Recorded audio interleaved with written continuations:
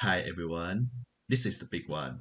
Uh, so we have been doing this podcast for 7 8 years, and that including the better half of the 2020s decade. So this time we're gonna do something, as I said, something big. So we're gonna list the top 10 anime shows of the first half of the 2020s and also list our top 10 anime films as well. Yeah, the halfway point. If Yep. we were really on the ball, like on top of our game, we might have done this immediately after 2024 ended.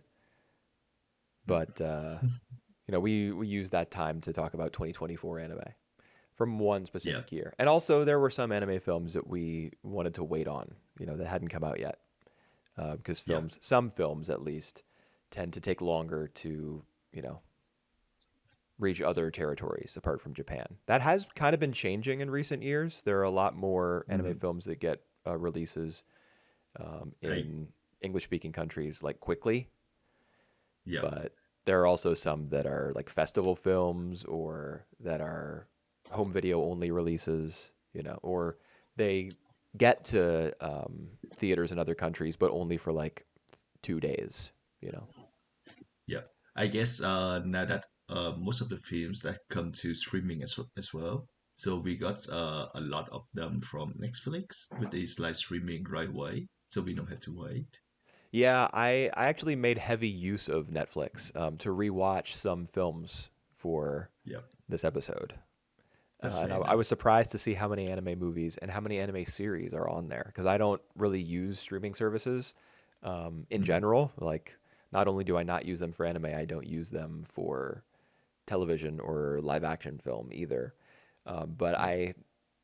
when I was looking for, you know, trying to see where the best place to get some of these movies to rewatch was, I discovered that a lot of them were on Netflix, or a handful, and Yeah. it was pretty handy. Plus, I don't hate the subtitles on Netflix. Sometimes, like one or two lines will Mm-hmm. be slightly delayed, but that they're okay. Yep, yep, yep. I agree with you on that. For those of you who is the first time listen to our podcast, this is Mario, and with me is my man Wooper. Oh yeah, hi, I'm Wooper. Forgot to introduce ourselves. That's how excited we are to reveal our top tens of the decade so far. Right. So the way we do it, we're gonna list our individual top tens. So with me going first, I think I suppose. That Uh, I'm fine with that. the top 10, and then Whooper go into the top 10, so 10 10 9 9, and we do that for the movie as well, so we have like 40 titles in Right. total. Yeah. But it won't be 40 unique titles, I'm assuming, because there will probably be some overlap. Yep, yep, that's true. Yep. I'm um guessing. I'm guessing yeah. one, two, three, four, five. I'm guessing we will have five anime. At least for I don't Right. know exactly what your top 10 films list is going to look like, but at least for the series side of things, I'm guessing we're going to have five series overlapping. All right, let me double check. So I reckon that we have one, two, three, four, five, and six, and Okay. seven. 7. Seven. Yep. All right. That would be a lot. All right. We'll see. Yep. We Yep. shall see. Are we doing honorable mentions or anything of that sort, or are we just getting right into the top 10? Uh, it's up to you. It's up to you, dude. Well, I mean, personally, I'm not doing any honorable mentions. My philosophy is like 10 is 10. Yeah. Um, No, it's fair enough. but All that's right. just for me. If you have All honorable right. mentions that you want to shout out, you can, of course, do We so. all right. We can skip that just to get the guessing game for our top 10. Right. But I would just say that for me, all of these 5 years, so we cover from 2020 to 2024. So out of these 5 years, I would say that 2021 is the best in terms of both the shows and the films, because I have more number of them in both my series and my films list. I see. Okay, well, I know the year that I have the most series from. I guess I'll keep it a secret for now. All right. I Mm-hmm. don't know the films. Like I don't I All right. didn't I guess I can look through real quick. But some of these I actually don't know the year that it came out because they might have Yep. been released in Japan one year and in other countries another year, or some of them I just don't know at all. Yep. Uh, And yeah. I also would just say that our criteria for eligible shows also differ. I think it's depend on how each of us define as well. So we do include sequels as long as they run within these 5 years. The movies are mostly based on the year it's released. So I did not include this that came out in 2019, for example, that available on 2020. But I think Wooper will be differ with me on this one. Let me see. Oh, okay. I do have a film from 2019 here, but it was not made. Yeah, it That's wasn't made fine. available. Like it was a festival movie in 2019. Just Yeah. by me saying this, you And probably know which one it is. there's a few, but no, nothing comes to my mind at the moment. Okay. But we Well, talk about that when it I comes mean, the reason this that one. I included this film that I'm alluding to, but not saying the name of, is because when we did our list of the 2010s movies, our top 15, I Right. included Redline, which was a Oh yeah. festival movie in Mm-hmm. 2009, I think, or maybe Mm-hmm. even had a Yep. Japanese theater release, a limited one in 2009, but then became more broadly available in 2010, and we did I did include that. So I've done the same thing here Yep. 10 years later. Mm-hmm. Yep. That's fair enough. All right. Are you ready for the top 10 I'm anime ready. shows? And since you said that you were going to go first and there are no honorable mentions, I guess you're about to kick us off. All right. Let's kick this off with my number 10. Subject to change at Subject any to change. times. Oh yeah, of course. We're not locking ourselves into anything in terms of like the decade as a whole by doing Yeah. uh this episode. Yeah. Yeah. This is just for And fun. and yeah, and even that it's not a basic math of like picking the top two anime show from every single years to make this top 10. Oh So yeah. there there there are s- there are a lot of shows. For me personally as well, there's some of show that doesn't really perform well in the yearly, but ended up here. So Interesting. we will say, yeah. Okay. All right. Now to my number 10, and it's from 2020. It's Great Pretender. Interesting. So Great Pretender Okay. is the show that oozes charisma. It have excellent color design, stunning background, strong compositing, and charming characters. Kind of smart plots with a lot of twists and turns. So the meat of the story is it's all about the heist. It's reminiscence of like older films like The Sting or Ocean 11, and they neatly used to create thrilling dramatic sequences with subtle character drama focus on past traumatic experiences. Yeah. But it have like many uneven story acts. So I would say that the first one, the Los Angeles connection, the Snow of London, are really good. But these other two, the one about Singapore and the last one, they have Singapore issues. Skies and Wizard of Far East. Yep, yep. Well done. You remember them, I rewatched this even show though in preparation even for this though I podcast. yeah, even though I don't think that you will put this in the top 10. Well done. Well, based on how I Um, reacted when you said it, you might be right. it had the pacing. The pacing on this act that having issues, and some of them the ending become more over the top, that it strained a bit of the credibility. But nevertheless, Great Pretender is a passionate work that offers much to love. It has a great cast, a good audio visuals, and a fun story motif that uh, highlights all of these other elements. All right. Yes, I did rewatch Great Pretender. Right. Well, I'll tell you what I did. I did some unorthodox rewatching. Like for example, I rewatched. Well, I won't spoil it yet at this point, I All right.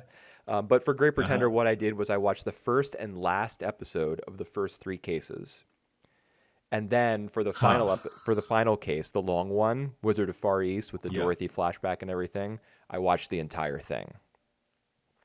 Hmm. All Um, right. and I because that was the one that I really needed to see whether it held up. I mean, obviously there are parts of it that didn't hold up even back then, but I just wanted to see what I would think of it 5 years later.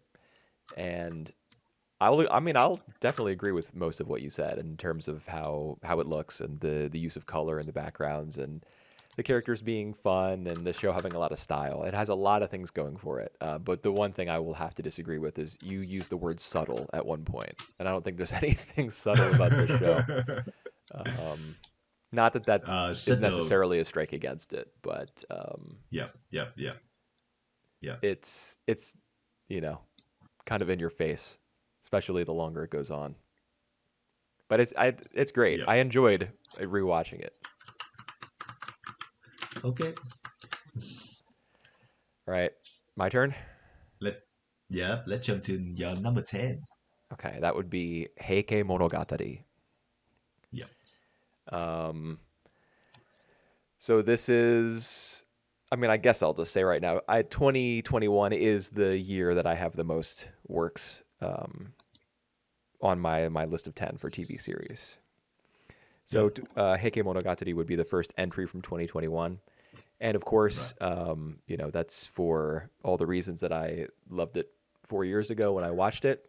Um, it has, speaking of great backgrounds, like Great Pretender, it also has great backgrounds. They're kind of flattened and illustrated in a way that they can pass as like modern versions of the sort of scrolls that would be painted in the 12th century when the Genji War takes place.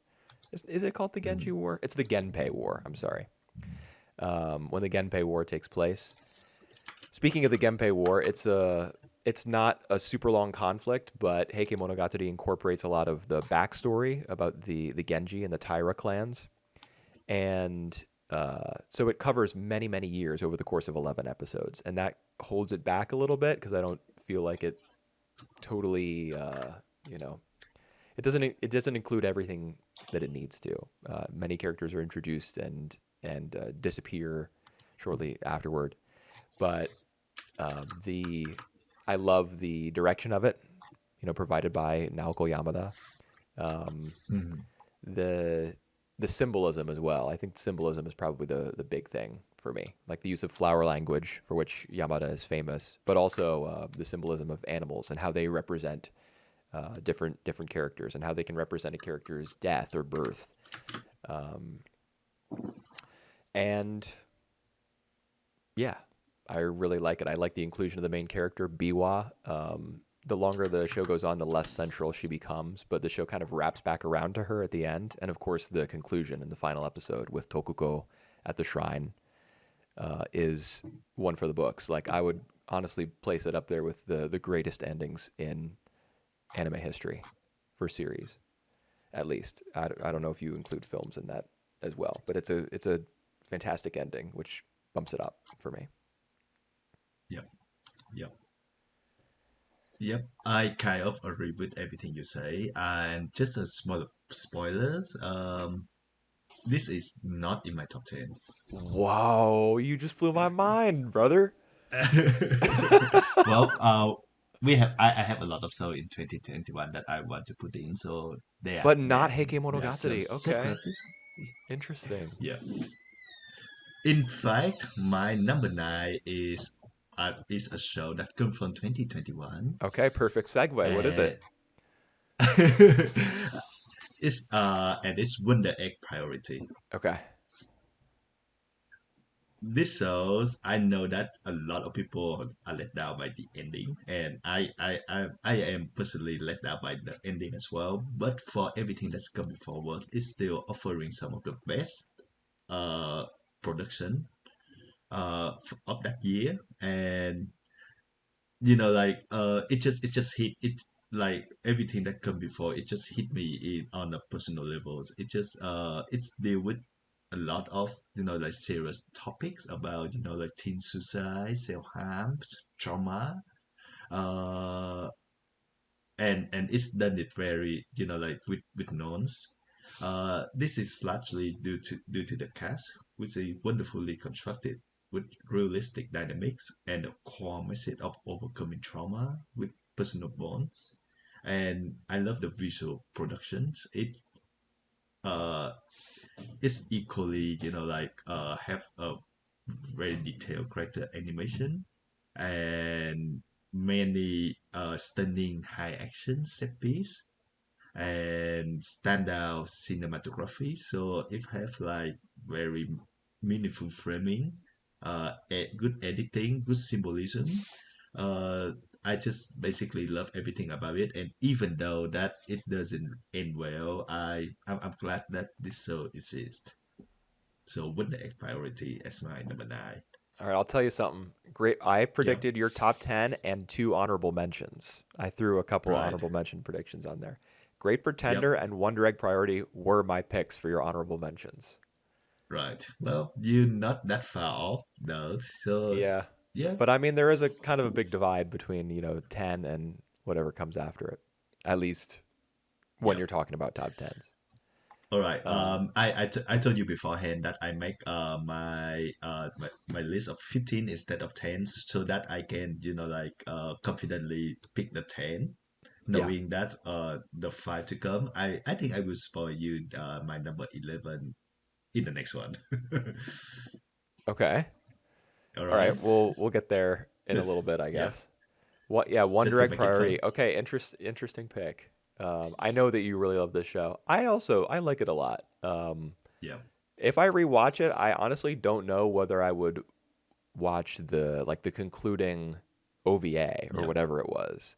That was a Mhm. major disappointment. I might rewatch episode 12, which from what I remember,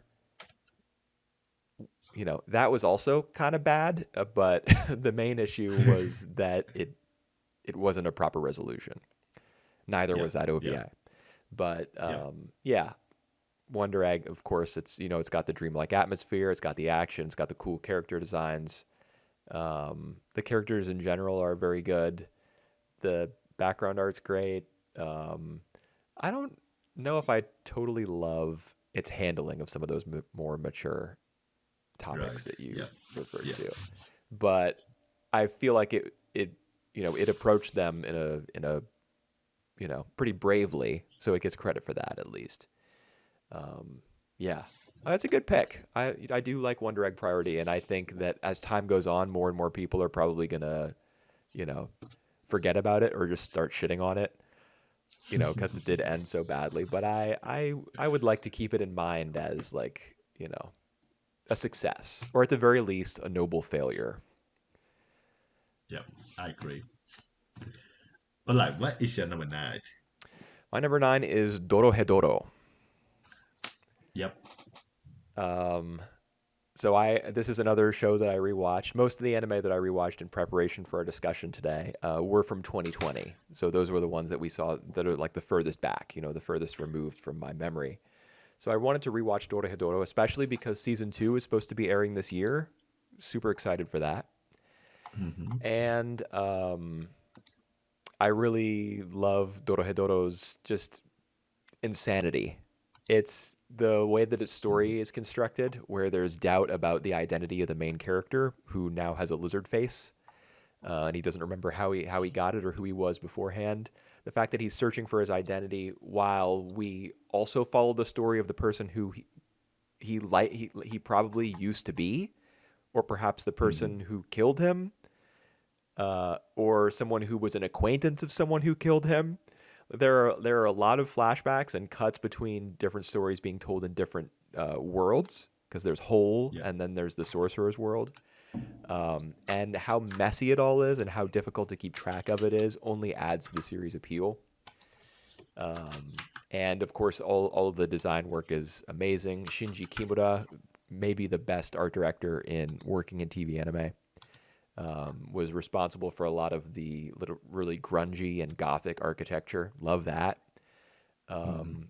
It's just an insane mix of styles and different interests of Hayashida Q, the mangaka for Dorohedoro. And I really love it for that. She's just doing whatever she wants and pulling it off. As far as the adaptation of these first 12 episodes goes, I would say it's definitely a success, but the way that it ends is not very satisfying. So I probably would have placed it higher on Mm. this list were it a bit more conclusive, had it found perhaps a different stopping point in its adaptation of the manga. But Mm. I was satisfied with my rewatch, and I can't wait for season 2. So there's Yep. Dorohedoro at number 9. Yep. I remember you put it as I think number one or two in 2020s, and I can see why you put that in there. It's one of the very brave shows. It just doesn't really care of like uh you feel like disgusted by it. Like it just like it's all DNA, which I love. Yeah, like the giant cockroach who wears running shoes or basketball shoes and says Right. "shocking" all the time, and is Or even controlled like by like remote control, like through radio waves or something. yeah, It yeah. is it is All truly that. it's truly an insane anime. Right. Yeah. All right. Now to my number eight. Okay. All right. It's the show. It's like the most popular shows out of my top 10 list, and the one that I reckon that you don't have this on the list. But here goes. It's Frieren, Okay. Beyond Journey's End. So like I just said, Frieren is just it offers a fresh take on the classic fantasy. So it's a fantasy show, but it's exploring instead the life of the characters after the journey ends. So it's just in the title. It had outstanding direction, outstanding animation, uh, and it's quickly become an instant classics. The animation also capture the emotion, even in like a small gesture, but it's also very well crafted, and it have very many really great Sakuga set pieces. The highs of the Frieren is like some of the highest of that year, and it also have like a quiet moments where like all the characters are like just like just reflect, especially to Frieren, who like she have like 100 years or more to reflect on her own past, and just to see like how far she had to have come. Hmm. I love the shows. People think that the tournament acts or the testing acts, the last few episodes is not really up to the standard, but I also love this one. So You're talking it's about the an first enjoy. class mage exam. Yeah, that's that one. Yeah. So it's just an enjoyable watch from start to finish for me. Yeah. It's definitely a modern classic based on how many people have gotten into it, despite it not really belonging to the shonen genre. Mm. It harkens back to more traditional fantasy, and I think that was probably that not I shouldn't say I think that was probably important.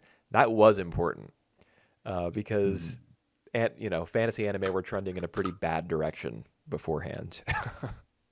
I But agree. now with Frieden's success, I think not only will producers be incentivized to greenlight adaptations of fantasy works that are more traditional, but I think audiences are going to look for them as well. So hopefully we're entering like the second golden age of fantasy anime. Hopefully. Um, I since you predicted me, you predicted one way or another whether this will end up on my list. I won't Yep. spoil it. All right.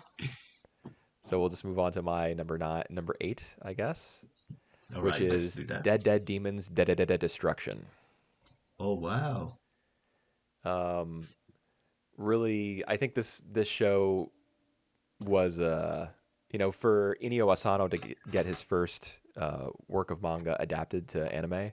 I think this was probably a good one to start on because it's not as I don't know, cruel as some of his other Hmm. work, or Yep. hopeless.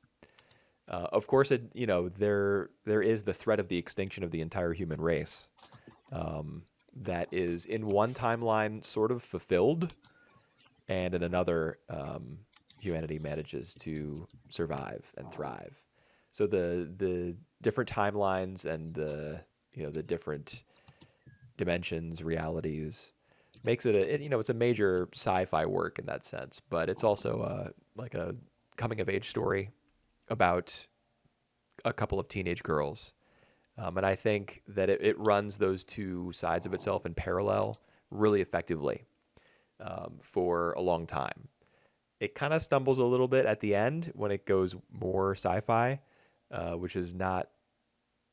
Perhaps it's my fault for hoping and expecting that it would continue to, give the slice of life stuff, or I shouldn't say slice of life, but like coming of age, high school into college type stuff.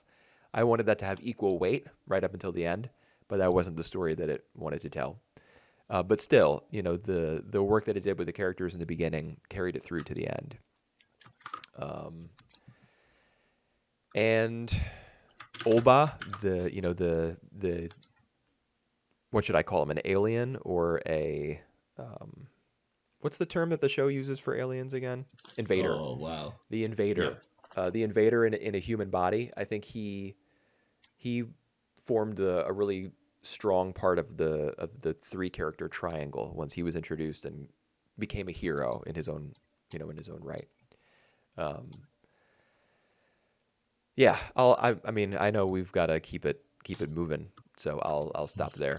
Plus, we talked about the show not long ago, not even half a year ago, when we did our Anime of the Year episode for 2024. This was my number one, and Dorohedoro was my number one in 2020. So I'm getting a couple heavy hitters down here towards the bottom of the list.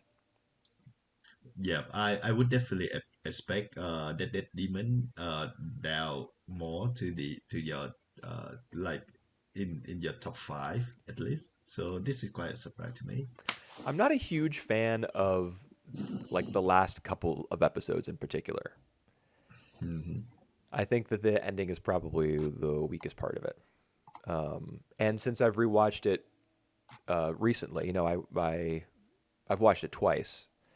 Um, that that weakness, or at least my opinion that that's a weakness, had time to as like kind of fresh in my mind. I'm going to be doing a ton of rewatching in 2029, in preparation for the actual big one. Yep. Yep. And this show will probably get a rewatch then as well. So we'll see how I feel about it then. All right. I forgot to mention you about the honorable mention, so I'm gonna do that now. So just so you know, Dorohedoro is also on my list of honorable mentions, so it's not in my top 10. Okay. And Don't my you don't have number to tell me all of 11, them that's all right. So because it, that'll it just, spoil the like, wait. surprise. The number 11 that nearly make it is actually it's not a heavy hitter at all, but it's growing me. It's Pochi the Rock. Interesting. Yeah, but Okay. it's not in the top 10. Okay. All right. Now back to my number 7. Yeah. That would be Cyberpunk Okay. Edgerunners. It's a I remember when we talk about the in the postcard about the 2022 about Cyberpunk, we said that this is the animation of 2022. I still also regard that, and I still think that it's also the animation of triggers in terms of what they do best. So it just like when you watch this show, you can really tell that it's had like all the trigger trademarks. It had like the cyberpunk world with its very stylish, set in the futuristic, dystopian setting, Mm-hmm. and the production also it's really dynamic. It's have like all the slick action, the all the characters pose, and it's also I think this one work in trigger favor that the production is support the narrative vision and also elevates the materials. The cat is also good fun to watch. It composed of vibrant characters. Uh, so like this is also very stylish.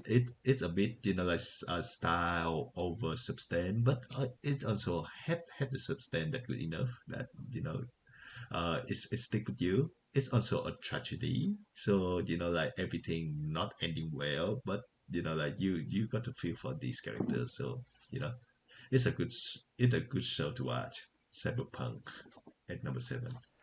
Yeah.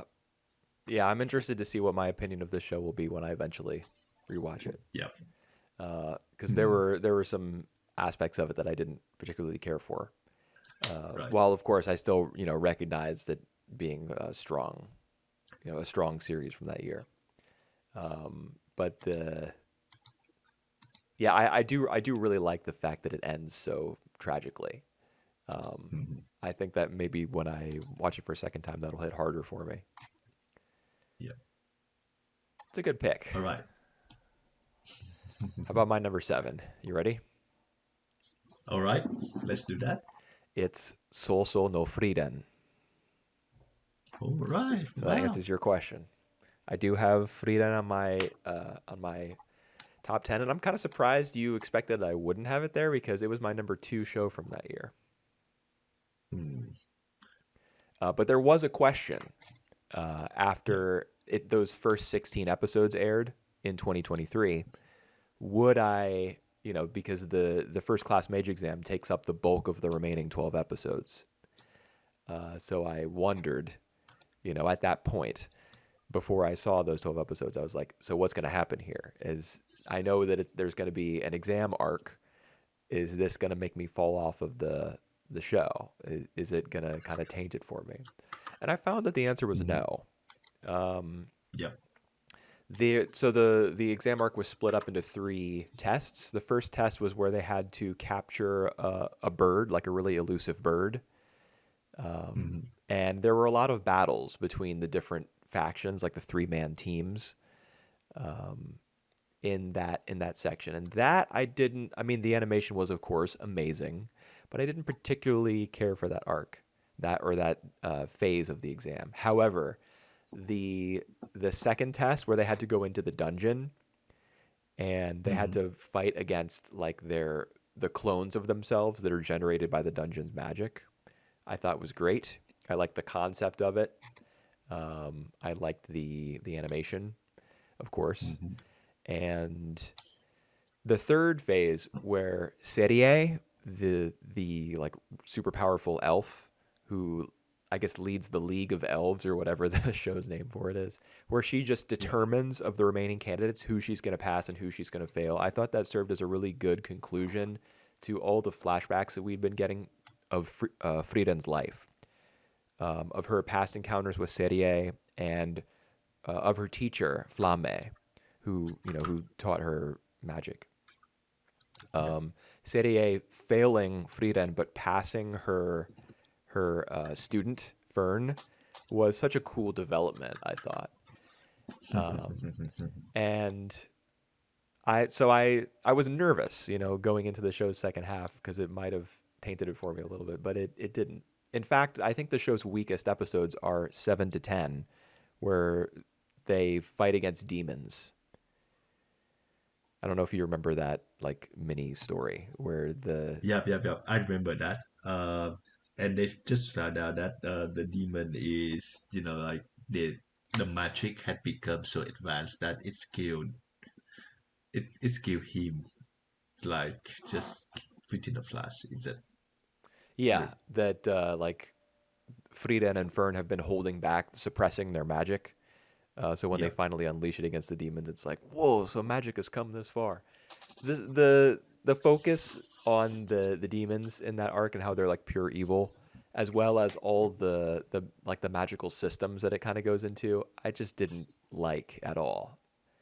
But Hmm. apart from those 4 episodes, I'd say the show's fantastic. And of course, there's all the stuff that came before the first class exam arc with the as you mentioned, the show's quiet moments and its thoughtfulness. It kind of reminded me of Mushishi in some places, Yep. but with magic instead of Mushi. Yep. Yep. So that's Hmm. my number 7. That's a good comparison between Frieren and Bushishi because I I didn't really thought of that. I mean, it's only sometimes when the show reminds me of Mushishi. When it's I don't know, when Frieden is helping somebody with a problem that they have and she uses magic to do it. The same way that Ginkgo, Hmm. who is also a traveler, goes around and helps people with problems they have with Mushi. Yep. You know, All their right. their the resemblance isn't always, clear, I guess. Mhm. What you All got for right. number 6? All right. My number six is the one that I think you not. I'm not sure if you suppose me to put it here. I know that it's gonna be somewhere on the top of your list, and that one is from 2021 as well. It's Sonny Boy. Really? I'm very surprised that you have Really, Sonny Boy on your list, dude. yeah. Be- because yeah, Sonny Boy is I remember I put it I think around number six in 2021, You and did. now it's still stick with me, and it's become number six of the first half of a decade. Okay. So Interesting. uh what what we I can say about Sunny Boy, it's an experience. It's just so abstract. If it just nothing else that like even we reach this halfway point, it's nothing else have reached. Like it's quite like this. Every single story it's just like a also an abstract look into this kid who trying to ask all the question about like their purpose in life, how they exist. So it's just like the whole big question about the existence. And I remember you say about the last 2 episodes where it become more of like Evangelion, and it's like they try to come back to their normal world and they feel a bit empty. They just try living that world. It just all really stay there with me. Hmm. It's such a original show, very abstract, and that will put off a lot of people. But for those, and it's also the show that asks a lot of questions and expect no answer. So this is the show that you kind of like pondering. Uh, it's have like a rewatch value as well. Like you will get something new when you rewatch it and Yeah. get more experience out of it. Yeah, I have to imagine that that's true. I mean, I did rewatch it even as it was Yeah. airing. So this is another show that I've seen twice. Yeah. Yeah. And, I'm sure that anyone who watches it at any point will be catching new things, no matter how many times they've seen it before. It is that kind of show. I feel like there's a lot of detail in it. That's Yeah. that's hard to get at, hard to grasp, because as you said, it's a little bit tough to decipher. Yeah. All right. Okay, I was quite surprised by that pick, blindsided, perhaps you might say. But we carry on to my number Yeah. 6, which is Let's do that. Gyaru to Kyoryu, Gal and Dino. Wow. So I rewatched only the animated segments, because All right. this show has half animated segments and half live action. So I rewatched only the animated segments for this, as a refresher because it is from 2020. And I found that the only thing that I didn't like about the animated segments when I last watched the show 5 years ago were the stop motion or the simulated stop motion parts, the Kyoryu Channel parts, where there would be like a little simulated stop motion, I don't know, 60 or 90-second movie where Dino would, I don't know, he would meet a cat or he would try to prepare instant noodles. And, it's just something short and sweet like that. I didn't really care for those sections the first time I watched it, and I don't know why. Because when I watched it again, just a Yep. couple weeks ago, I found them to be perfectly charming, just like the rest of the show. So now I'm totally on board with the show, and it's my favorite of its year.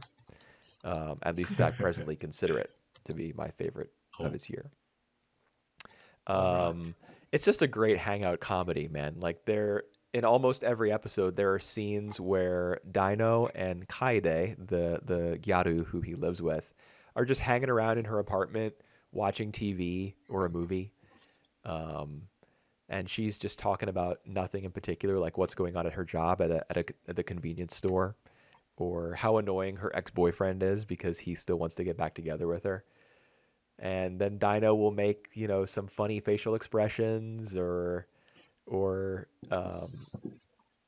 he'll just be his silly self.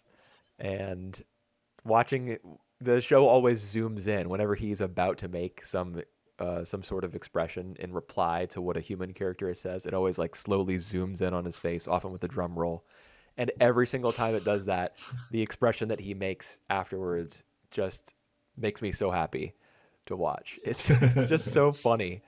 Um, and it's really good hearted as well. The relationships between Kaide and one of her coworkers, which is initially strained, is resolved quite nicely, and they become friends.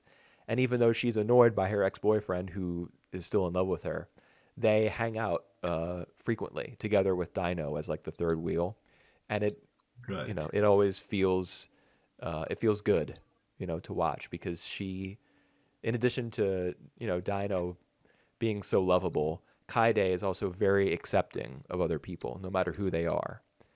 And I Hmm. think there's probably a message, somewhere in the show that you can grasp with regards to that. That it's the most important thing when it comes to how you deal with others is that you accept them, that you not immediately shut them out or pass judgment on them. This show is a judgment free zone in anime form, and it's lots of fun Hmm. to watch. So number six for me. Wow. I I I certainly didn't expect this show to be there, and I haven't watched this show as well. So like it's time for my homework to check it out. Yeah, if you have time, I mean, you can just watch the animated parts, and that makes it half length. So I Right. like the live action parts too. There are some episodes where the live action parts, based on my memory, are like very weird, Okay. but I like the animated. It's a great anime. Let's put it that way. Alrighty. Certainly a refreshing pick. Yeah. All right. Now to my number five, Okay. and that one is Keep Your Hands Off Eizouken. Right. Eizouken is all about passion and creativity. Creativity. Oh my God, creativity Yeah. with a sincere admiration of everyone involved in like the creation of anime and animation. They have the very detailed and vibrant background act, and the like the sketchbook style that lend beauty and imagination to all of these sequences. They have like the striking character designs that that very instantly recognizable and premium with personality that contribute to the show very expressive character animation. However, the core appeal lies in the overview of the anime creation and the creative decision involved. There are many, external forces that challenge those three, and they are elevating the story from a mere explanation of the production line. So this is Masaki Yuasa heartfelt celebration of animation and the animation industry. Mm. Yeah, good pick. I All right. suppose it's already been spoiled for you that Eizouken is actually not on my list, since I said that Right. Gal and Dino is my favorite from that year. Yep. But of course, it's a great pick. There Hmm. were there are a handful of episodes in Eizouken that I thought were like landed too far below some of the others. At least All right. that's my memory of the show. Yep. But everything you said is true, and I do love the fact that it's an anime about anime. That will always Yep. be inherently interesting to me. The characters are great too, and Hmm. the town where it takes place, which is kind of like a big maze. There's so much Yep. personality I love to that. the layout of the buildings and all their interiors and the school that the girls attend and their little it's not a hideout. I suppose you'd call it a club building, Hmm. which is like a Yep. shack. It's great. Great show. Yep. Right. So that's your number five. Yep. My number That's my number five. five. Mine is Odd Taxi. All right. So I watched the Odd Taxi in the Woods movie to refresh my memory Oh. about Odd Taxi. Yep. And I will say it's probably not the best idea to do so because the way the film is structured is like it's a series of interviews with characters from the show about their memory of the events of the show. So it's like an investigation almost of the events of Odd Taxi. And it's clear that in the course of the interview, some of the characters are remembering things with their own personal biases, which is cool. Like you can watch the film right, let's say a week after you watch the TV series, and you can see how the events are portrayed slightly differently based Hmm. on how the characters themselves remember them. But as far as remembering the actual events of the series, you can still watch it that way too, and it did help me remember a lot of what went on in those 12 episodes. I think it was 12, but yeah. So my memory of it is now my memory of Odd Taxi in the Woods. So eventually I'll rewatch the series proper.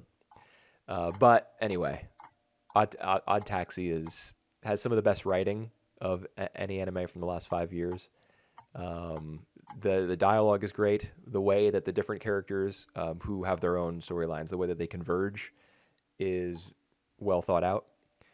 Um, Hmm. the personalities of the characters are very lifelike, which is ironic because they're animals in a manner of speaking.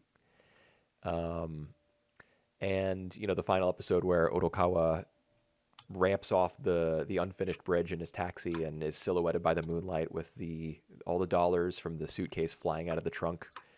That's like an all time great moment. So Odd Taxi, kind of like a staple, I think, on any top 10 list of anime from the last 5 years, and no different for me. It's my number five. Is it gonna be on my top 10 list? Let's I'm find pretty out. sure it is. All right. Next is my number four, and it's one of the show that you already mentioned. It's Dead Demon Destruction. Okay. So I agree with basically everything you said. Uh, it we just talked about it just like 6 months ago as well. But I just want to fill in the detail of like it the show that give a variety of perspective from people directly confronting the new status quo and But the real story is come from the two main girls, Kaduden and Otan. Uh, they try to live their life as normally, so it have like a really uh unique mix between slice of life and like a more sci-fi elements. And like you said, it's a lot.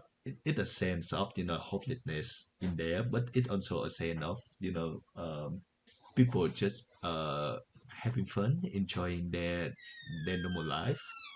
And I think the balancing between them is that make it it's so great. And I also feel that it's the sci-fi element that like adds a lot of question as well.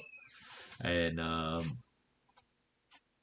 I just feel that the ending, like you said, doesn't really come together that much. I really want Kadude and Otan involved more into the finals, but it is this is still one of the better shows, and one of the show that I would love to watch it again and again, just to fully uh immerse into that world. Hmm. All right. Yes. Dead Dead Demon. This was your number 2 pick from 2024. You placed Hibike Euphonium above it. So I'm Yeah, assuming in your top 3, we're going to have Hibike Euphonium and Odd Taxi and something else. I guess we'll see. not sure. Yeah, we will see. My number 4 is Do It Yourself. All right, Um, DIO. it's my well, I don't even know if I can call it my favorite slice of life of the year. I guess I would. Yeah. I don't know. It depends on how you define one of the other series in my top 3. But this is it's a high school club show, and it's a slice of life show. And similarly to Gal and Dino, I think one of Do It Yourself's great strengths is how accepting its characters are of others, Hmm. because all the girls who are part of the DIY club are very different. They have different strengths. The main character, Jabuko, I don't know. I mean, the fact that the word job is in her name is kind of throwing me off because you would pronounce the O differently in English and Japanese. But anyway, she is not very handy at all, despite being in like a handicrafts club, a DIY club. But the other girls accept her anyway. There's a student who does not belong to the school that um, that the club is a part of, but she still pops up when they have their outings and their club meetings. She's accepted for that reason. There's a transfer student who is, I think, European in origin, Yep. and she is, despite her having kind of a strange accent and a personality that is, she's a bit of an oddball. She's Hmm. also accepted. I feel like Do It Yourself is the sort of show that really makes good use of its subject in order to like create an environment where all of its characters can make the best use of their strengths and compensate for each other's weaknesses, I guess. Like, it's not a show that's focused on competition, but they do work hard to create the things that they make, to on their bigger projects like the treehouse towards the end. And the spirit of collaboration, I think, is extremely strong in this show, which is very nice, because anime itself is like, making an anime series is a very collaborative process too. So I think the spirit of that collaboration was reflected in the story. So there's some harmony there between the way the show was made and what the show is talking about. Um, and it has a nice visual look as well. The character Hmm. designs are quite unique, and the backgrounds are very soft, despite it being a show about like DIY projects and construction, which kind of has a hard edge to it when you think about it. There's a contrast there, a visual contrast that I appreciate a lot. That's number 4. All right. All right.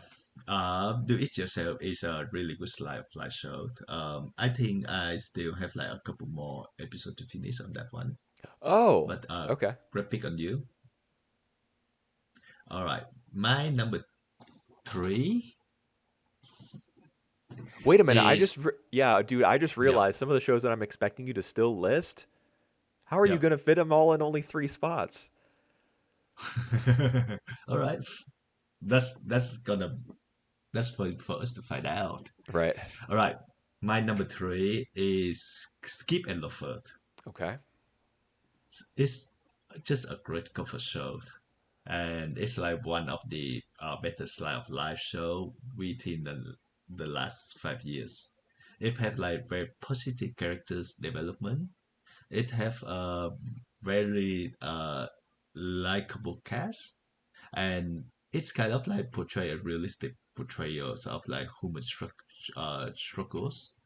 So it just the act direction and the cinematography are also very well crafted. It had like a bright color palette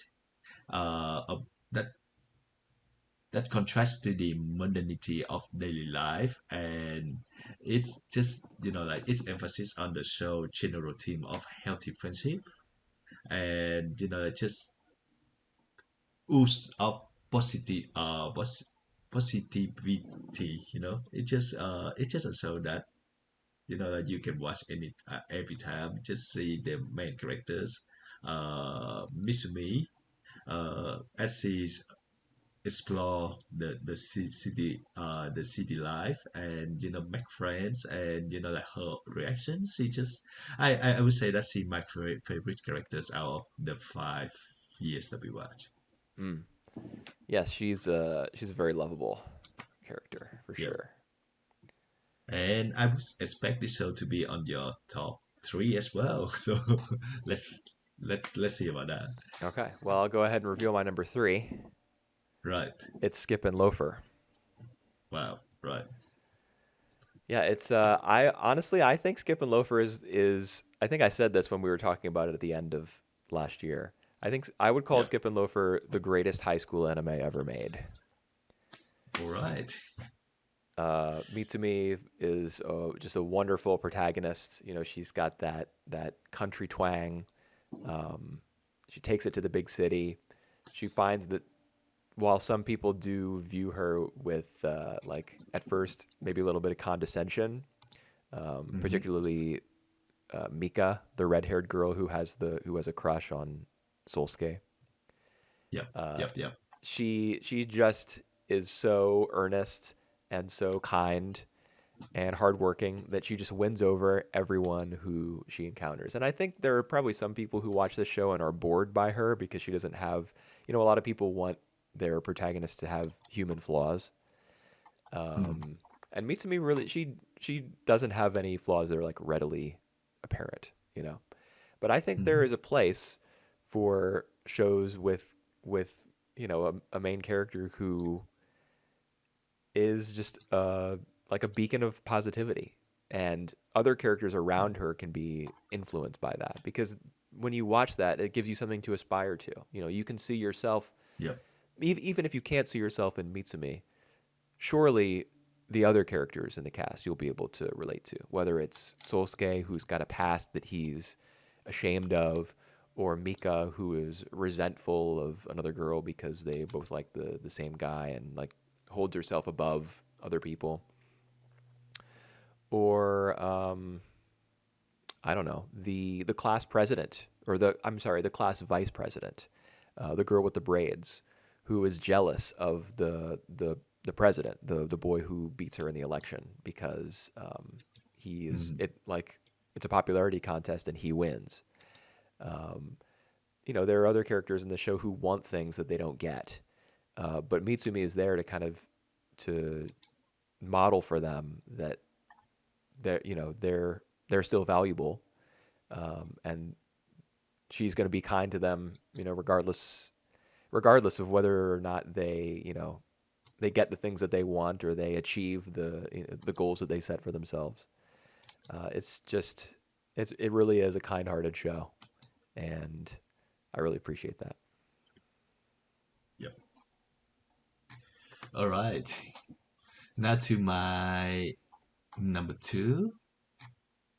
All right. It's another the show from the very same year, so in 2023, Okay. and it's heavily delusion. Wow. Number two. All right. Yep, yep. I still really enjoy it. So it's a really top provoking shows. It have two contrasting narratives. So one in the children facility, and the other one is in the post-apocalyptic world. So we get to see how the two storylines woven and connected. Uh, and we have to guess about like the connection between the two worlds and the nature of the world. Uh, the relationship between these two parts become clear by the end of the season, but ultimately, with many other questions are still left unresolved. So we also, I remember like we talking about the show, we also work it out like this is, like this is this person in the future and all that. Yeah. Uh, and the show haven't revealed that to us yet, so it's still a really, like fun guessing game for us. Um, the show have like a very detailed backgrounds with very detailed, very vibrant colors. It have the soundtrack that I really like as well. It have like the ambient soundtrack. Uh, and the production quality in general, I think it is one of the show that like finish the production way before uh the show started. So like you can really see that, you can really see that it's all prepared, it have like no rush at all. Yeah, this is the show that like still stick with me after after watching, and I'm really really looking forward to the next season, which I think Skip and Loafer had already announced for the second season. This one Yes. hasn't, so still waiting for that. Yeah. I don't know if it'll get it. I mean, hopefully. It will. Oh, oh Trust me. okay. You're declaring that, I see. uh, Okay. I just have skills and love for positivity. You I know, see. everything will be all right. Gotcha. All right. Well, okay. Tengoku Daimakyou. Very cool. It's a good Yep. pick. All right. All right, that leads me to my number two. And Yeah. I'm Let's. starting to get the feeling that you may have listed this as a film rather than a television show. I It see. I is see. Yep. Tatami Time Machine Blues. I Yep. would consider this to be a series because not only is it actually broken up into episodes, like that's the main method by which people have seen it, I think. Though it did air in Japanese theaters.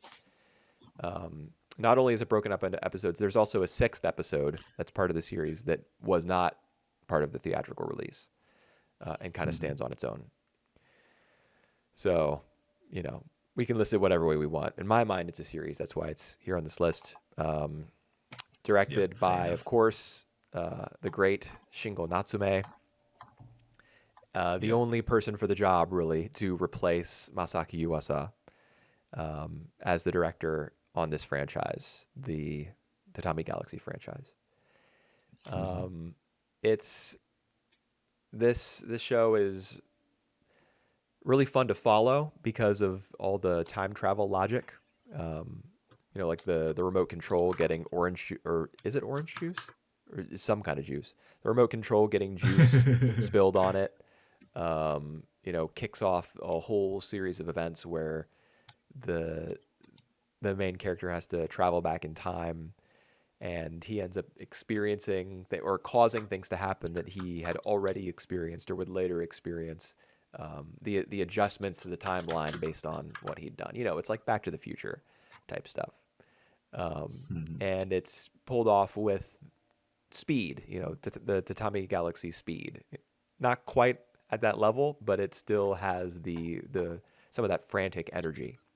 All the characters have big, outsized personalities, which I really like. Kind of contrasts with Watashi, But Mhm. at the same time, I think Watashi is allowed to let loose a little bit more here in Time Machine Blues as compared to its parent series. So I appreciated that aspect of it as in terms of like the character evolving, even though he's not really the same. He may not technically be the same person. This being a spin-off more than a sequel, I think, if you're going to get down in the weeds.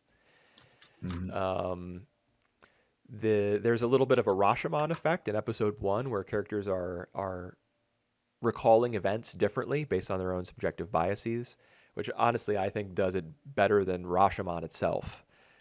You know, I think film Yep. lovers will probably view that as a blasphemous statement, but I'm not a big Rashomon fan. So this Yeah. show stepped up for me in that regard and kind of became the definitive version of that technique.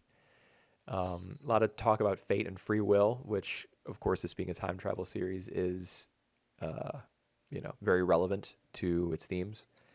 And it has a fantastic fifth episode, which concludes the, I guess you would say, the main story. The storyboarding is just on another level. It's unbelievable. Um, Yep. Great show. One that I very, very much look forward to rewatching in 4 years. Yep. Well, I'm gonna talk about that later in the movie section. So, Okay. yep. Uh, all right. Number one. So we got a few contenders here. I'm You thinking want Odd to Taxi. make a guess? All right. So not Sell Euphonium. Okay. That's gonna be Odd Taxis as my Okay. number one. Yeah. Yep. Cool. Odd Taxi. The show. Oh, my God! I just love the writing of the show. This is the show that like when often I think about anime writing. Anime doesn't really have a good history of writing, especially for the original shows. So especially the one that like that feature like dozens of characters and still really tight in like in its narrative and its plot. So like on the random encounters we see uh in this show from start to finish is not random at all. You just put like one characters that like can be an main protagonist on their own show into to meet another characters, and like you see how they react. This is basically the show, but they have like the underlying plot as well of like a mysteries, a murder mystery, and then we follow that from the point of view of the taxi drivers, who is the most passive characters out of the whole thing, but he actually involved, and all that. Oh, I really love all the structures, all the narratives, and it's just very witty, very dynamic and natural. The dialogue it just knock it out of the park. The personality, the rising of humors, everything's. Um, and then we get into the reviews at the end, where like it's neatly just like just certify everything that come before that. So this is like a one big you know movies in the length of like 12 episodes that like uh you can dwell into it. I love every moment of it. I just you know this is and to say that this is from the live action director as well, so who doesn't really have much experience of anime to begin with. So I think this is make like a that the reason why it make like a really refreshing like send into the show and into the medium as a whole. So Artaxis Okay. A live action director, but one who's also working on another anime. animation, yeah, and I Yeah. think it's coming as well. It will be released airing for the first time in the Annecy film festivals Okay. in a month, Oh, in really? few weeks. Yep. So it's not in like the in progress section or anything. It's finished. It's finished and it's about to have its premiere. Okay. Awesome. I look forward to I guess seeing like industry reports about it from the festival. Or maybe I Yep. actually come to think of it, I probably shouldn't look those up. Maybe save the surprise. All Yep. right, Why not? good pick for number one. Yep. Um, Thank I'll you. go on to my number one. I'm sure you know what it is. Also Yep. directed by the great Shingo Natsume and appearing on Yep. Mario's list unexpectedly. It's Sonny Boy. Yep. One of my favorite anime ever made.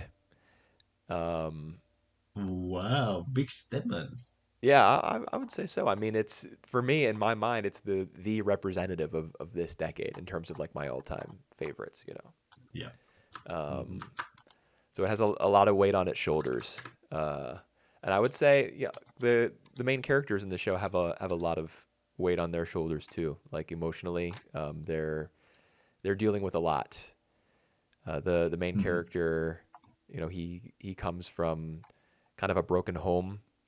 Um, Nozomi, who, well, I shouldn't spoil anything, but Nozomi, the transfer student, is dealing with a particular burden that she doesn't share with anyone else. Um, Hmm. Mizuho, the cat girl, is her personality is very very abrasive, likely due to a family situation as well. I'm not sure we ever get the full details on that, but Sonny Boy is the sort of show that doesn't reveal everything about itself or even much about itself. It's Yep. constantly teasing you with the the rules behind its alternate dimension where the characters are transported at the end of the first episode, and it entices you to try to want to understand them. But I think the Hmm. one of the points that the show is making is that that's not something that can really truly be done. You can't find reason in every corner of this world, which is the term that the show uses for its different dimension. But I think that can be extrapolated or applied to the real world as well. People are always looking for meaning in their lives, and I think Sonny Boy is a show that through its very opaque storytelling successfully argues that there there is no inherent meaning to anyone's life, um, or to life in general. But we're still here, and we have the choice to make the best of things or not. Now, it's not very direct about that message. I think that's probably something that you have to spend a lot of time with the show in order to unearth, or perhaps it's just my subjective interpretation of it. But regardless of all that, I love everything else about the show too. I mean, I don't love every Hmm. episode because this is a show that takes a bunch of big swings, and I don't think every single one of them works. Um, Yep. but I really like the character designs presented by they're designed by Eguchi. I can't remember his first name, but I think his family name is Eguchi. He's the mangaka behind damn it, what is that show about the cross-dressing uh, boy who you might call, using like Cross-dressing today's boy. language, a trans girl.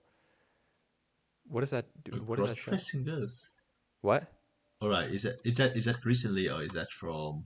We watched it as part of our best of the pre-90s thingamajig. Oh.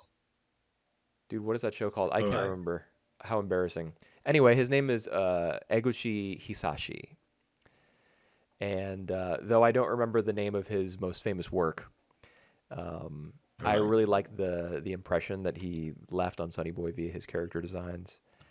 Really love the background art. Its lack of gradation. It's mostly solid colors, but not in the way that Great Pretender or, for example,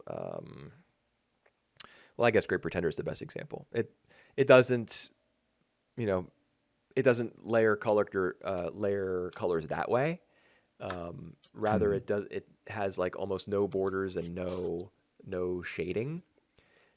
It's really fascinating to look at, and when the characters are portrayed from a distance, there's no line work whatsoever. They almost blend into the environment, which I thought was a really creative decision. Hmm. Um, and I'm just amazed thinking back that this show was even made. There must have been a producer out there who really loved the director and his storytelling style and just wanted to let him do whatever the hell he wanted. And Sonny Boy is a result of that, and I couldn't be more thankful that it turned out the way it did, even if it's kind of dense and hard to get into. It really really connected with me when I watched it, so that's why I have it as number one. Yeah, yeah, yeah. Fair enough.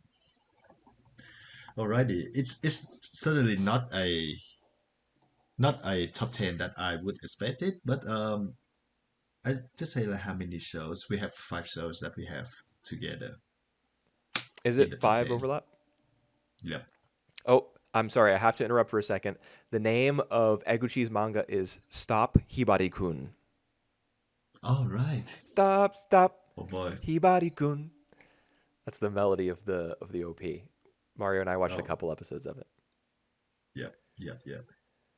I think he's most famous for that work, but also as a provider of like designs, character designs for all sorts of different media. He's pretty well known in Japan. Yep. So what are the five shows we had overlapping? All right. The 5 shows that is Sonny Boy, Skip a Loafer, Odd Taxis, Frieren, and Dededede. Okay. Yep. So I was correct. We had five Yep. overlap, but it wasn't the five that I thought Well, because of Sonny yep. Boy. What And was the because I other one put that I predicted that we would? Let me get on Discord and Tatami, see. of course, it's Tatami. Oh yes, of course. Yep. Yeah. So So I yep, failed to predict that one due to some differing classification on our part, but yep. So there's a couple of sequels that I did consider for the top 10, but I eventually left them off because this show sell euphonium three show actually sell euphonium Pista and uh Golden Kamuy. mm, They have a fun some fantastic seasons sequels, but first they all start in the 2018s, and second some of them haven't finished yet. So like Vista, if they have to find, or even Golden Kamuy, if they have like the final season, somewhere down the future, I might consider that for the end of the decade list, but right. not now. So yep, Gotcha. There's also Oregairu season three. yep, I remember that no, being yep. pretty high on your list from 2020. It's And number of course, three, but there's the Kaguya-sama sequels and yeah, probably a bunch of other stuff. yeah. But we didn't include any sequels on our list, so well done to us. Just to Yeah, say that it really have a really rich numbers of shows that we can pick for. yeah. I don't think any of these years has been a bust. Uh, mm, mm, I remember the two of us weren't so happy with 2020. I think I remember. yeah, we were. I 2024 also a wasn't. little bit thin, Yeah, yeah, yeah.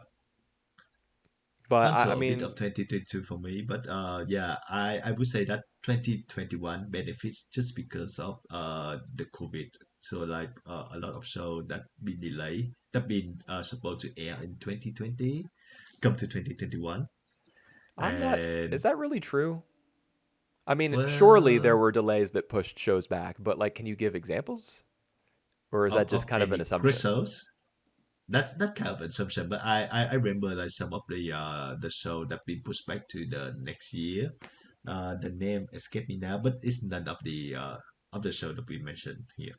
Yeah. Oh, So I mean, the pandemic definitely messed a lot of stuff up behind the scenes. I don't know if we yeah, understand the full extent of that, but um, true. it's yeah, it's a that was a different time. Thankfully, Yeah, that was a different time. yeah. So it's really painful for me to put the 3 shows, Pochi the Rock, Heike Monogatari, and Osama ranking. Like I at one point consider that to put them in somewhere in the top 10, but Osama ranking after the way Osama it ranking. ended. Oh no. Yeah, um, I would say that I'm the one who like more forgive to uh f- forget to like the show when they not stick in the ending, because like many of my shows I also acknowledge that the ending is not really certified, but I still put it here, like Yeah. Heavenly Delusion, like Wonder Egg Priority. But well, I think just me. Okay. Yeah, I mean, I get that. That's completely valid. To value, as they say, the journey more than the destination. I just didn't personally. Osama ranking was like I just fell off so hard in the second half. If you go back and listen to our Yeah. podcast about it, Yep. I was not having any of the story developments. But of Yep. course, there are lots of things to admire about the show, especially in my opinion on a visual level. Uh, All right. Shall we Film get time? into these? Yep, movies.